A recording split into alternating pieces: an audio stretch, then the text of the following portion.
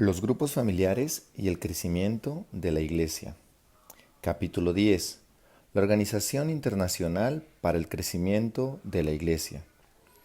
Desde 1964, cuando se me invitó a participar en el Consejo General de las Asambleas de Dios en Springfield, he venido hablando de los principios del crecimiento usados en mi iglesia. En realidad, ese fue el año en que comenzaron mis viajes, a pesar de mi enfermedad y de mi debilidad en aquel entonces.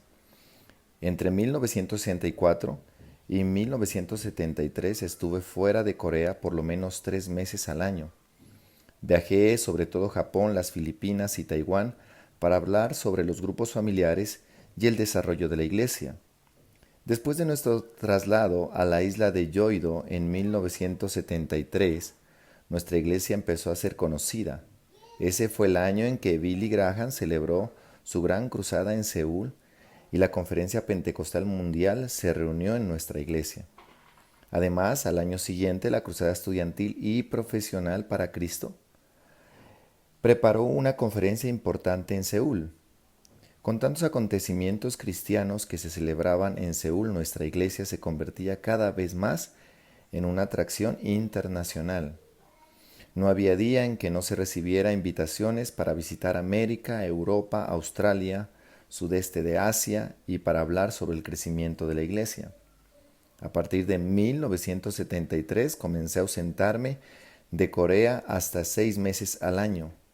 Me sorprendía que la mayoría de invitaciones procedían de Europa. Se me invitó a hablar en Alemania Occidental, Francia, Suiza, Noruega, Dinamarca, Suecia, Inglaterra, Italia, Portugal.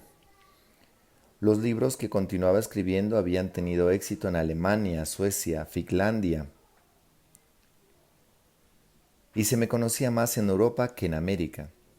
En uno de mis viajes durante el año de 1976, al terminar una serie de seminarios muy concurridos en Alemania, oraba en mi asiento a bordo de un avión y le daba gracias a Dios por los maravillosos momentos que había compartido con las demás personas. En realidad me sentía en íntima comunión con el Espíritu Santo.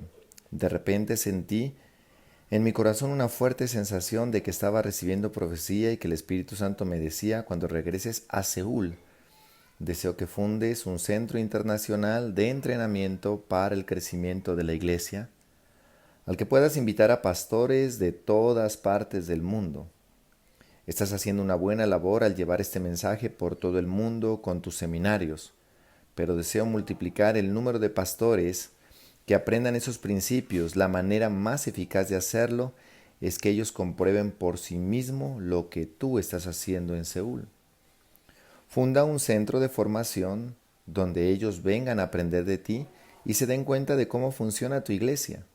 Es la mejor manera de infundirles el entusiasmo debido para que lleven esa dimensión de la evangelización a su propio ministerio.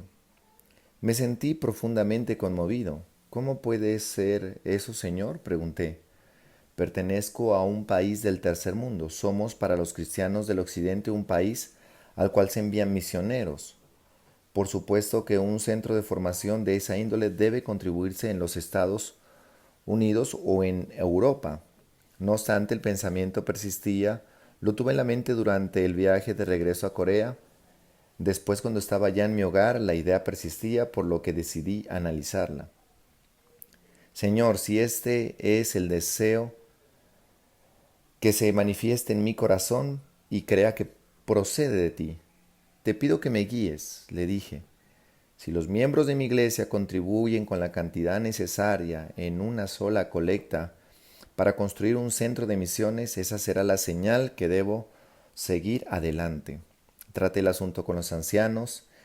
Decidimos fijar un domingo para pedirles a los miembros que contribuyeran con $1,000,000 en efectivo o en promesas para la construcción del centro de misiones. Debo confesar que esa cantidad era superior a la que yo podía esperar en aquellos momentos. Me sentía realmente preocupado y temeroso de que la gente no contribuyera. Por último, oré de todo corazón: Padre, si es tu voluntad, dame $1,000,000. Si no lo recibo el domingo, me olvidaré del asunto.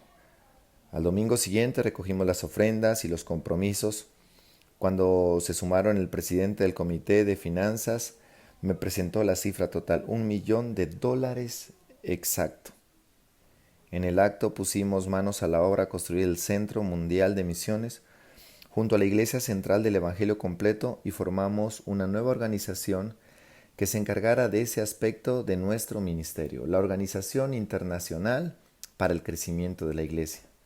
A medida que maduraban los planes me di cuenta de la importancia de la empresa y de que no podía llevarla adelante solo, ya que tenía también que desempeñar mis funciones de pastor y los asuntos de la organización exigían un ejecutivo dedicado a ella a horario completo. Ya no podía desempeñar ambos puestos. ¿Quién podría encargarse de la dirección de ese ministerio? El nombre de John Hurston me vino a la mente. Era el misionero que había trabajado conmigo en mi pequeña iglesia bajo una carpa en el sector sobre Seúl. El misionero que a mi lado había desempeñado un papel tan importante en la fundación de la iglesia de la Puerta Occidental. Tenía más de 5 años de no verlo. John Hurston había estado conmigo durante 10 años, hasta que se marchó en 1969 a Vietnam, donde había fundado varias iglesias durante la guerra. Por fin tuvo que escapar en 1975, cuando el comunismo se apoderó de la parte del sur del país. Le seguí la pista hasta Pasadena, California, donde lo encontré convaleciente de un ataque cardíaco. Cuando lo visité, me pareció muy cansado y de mucha más edad que 5 años atrás cuando lo vi por última vez. Fue una experiencia muy traumática para mí salir de Vietnam, me confesó. Estuve ahí 6 años fundando iglesias y lloré de veras cuando me vi obligado a salir de la manera en que lo hice. Sin embargo, sabía que no me quedaba otra alternativa. John, ¿qué piensas hacer ahora?, pregunté. No lo sé aún, me dijo. La Junta de Misiones me ha pedido que vaya a Tailandia como director de misiones para las Asambleas de Dios. Sin embargo, debo confesarte con toda franqueza que no me siento llamado a encargarme de ese asunto.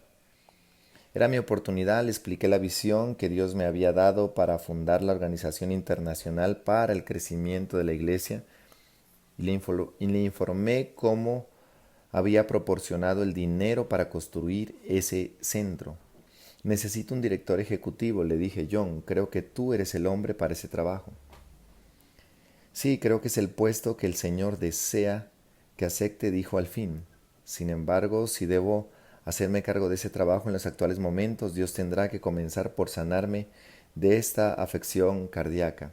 Al mes siguiente, la doctora Shail Choi, mi suegra, celebró varias reuniones en la zona de Los Ángeles.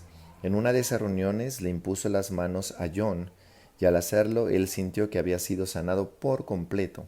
Poco después, John iba de regreso a Corea. Yo sentía que el Señor deseaba que hiciera algo más para darle a la organización una base firme. Necesitábamos una junta asesora de carácter internacional que nos aconsejara en cuanto cómo poner los recursos de nuestro centro a la disposición del mayor número posible de ministros. Poco después de terminada la construcción del Centro Mundial de Misiones, en el mes de noviembre de 1976 me dediqué a la tarea de buscar esos asesores.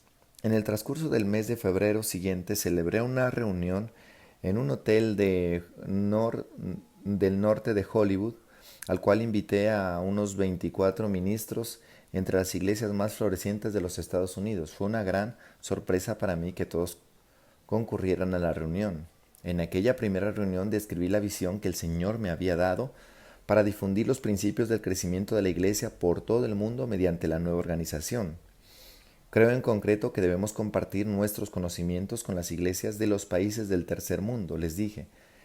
De esa manera fortaleceríamos las iglesias de esos países y las alentaríamos a alcanzar mayor desarrollo para la evangelización mundial. Todos sintieron gran entusiasmo con la visión. Sugerí que se nombrara a uno de ellos presidente del grupo. No, usted es el que ha tenido la visión del desarrollo de la iglesia, me dijeron. Vinimos aquí por usted, de otra manera no hubiésemos venido. Procedieron a elegirme presidente por unanimidad y convinieron en trabajar conmigo para preparar las reuniones de la organización que se celebrarían no solo en Corea, sino también en los Estados Unidos y en cualquier otro lugar del mundo. Creo en verdad que la Organización Internacional para el Crecimiento de la Iglesia enfoca las necesidades de la Iglesia en la década del 80 y que esta habrá de ser la era del crecimiento de la Iglesia, tal como la década del 70 fue una era de sanidad que contribuyó mucho a difundir la renovación en las iglesias. La década del 70 fue la era del movimiento carismático, ahora es la época del crecimiento para la Iglesia. La sanidad, la renovación carismática no significarán verdaderamente nada para la Iglesia, a menos que contribuyan a su crecimiento. En realidad, todos los dones del Espíritu Santo son dados para fortalecer el cuerpo de Cristo, lo que no solo significa fortaleza espiritual, sino también desarrollo físico. Si nos preocupa el futuro de la Iglesia de Cristo, debemos pensar seriamente en su crecimiento. Ese crecimiento no es una novedad más. Jesús vino a fundar una iglesia. Esa iglesia ha estado dormida y ahora empieza a despertar. Cualquier iglesia que despierte comenzará a crecer. El tipo de crecimiento que se observa en Corea es posible en cualquier otra iglesia. Sé que hay quienes creen que se trata de un fenómeno estrictamente coreano que no puede suceder en Estados Unidos ni en el oeste de Europa. Sin embargo, se trata de principios sólidos y comprobados de desarrollo que han llevado a la práctica en nuestra iglesia de Corea. No hay razón alguna por la cual cualquier otra iglesia no pueda crecer hasta alcanzar el mismo tamaño o un mayor tamaño aún. Si se emplean estos mismos principios, puesto que son universales y pueden ponerse en práctica en Sydney y Estocolmo en la misma forma que se han usado en Seúl. Todos somos hijos de Adán. Comemos comidas distintas, pero todos tenemos la misma sangre. Todos somos pecadores que necesitamos recibir la salvación de Cristo Jesús. Todos tenemos necesidad de que el Espíritu Santo nos transmita su poder.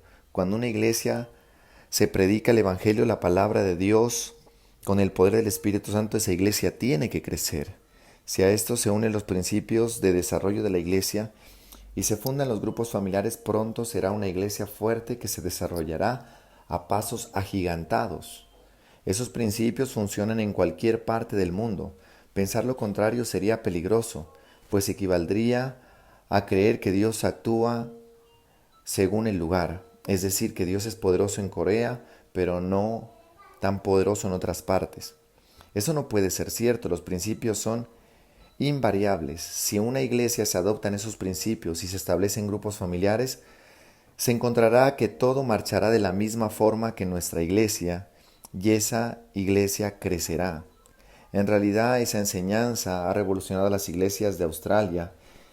Ya he mencionado que las asambleas de Dios de Australia solo habían alcanzado un 2% de crecimiento en un periodo de 10 años antes de adoptar estos principios y que después duplicaron el número de miembros en solo 3 años.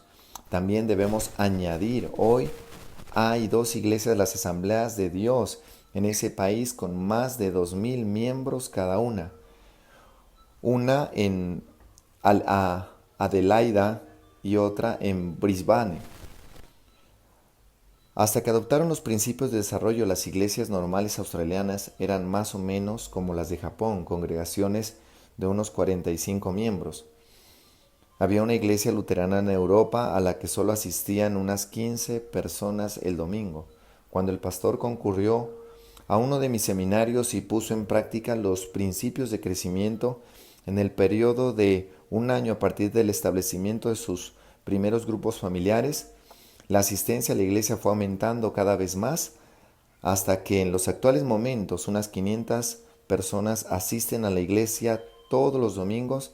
Además, esa iglesia pronto se dio cuenta de que había algo que faltaba, el poder del Espíritu Santo.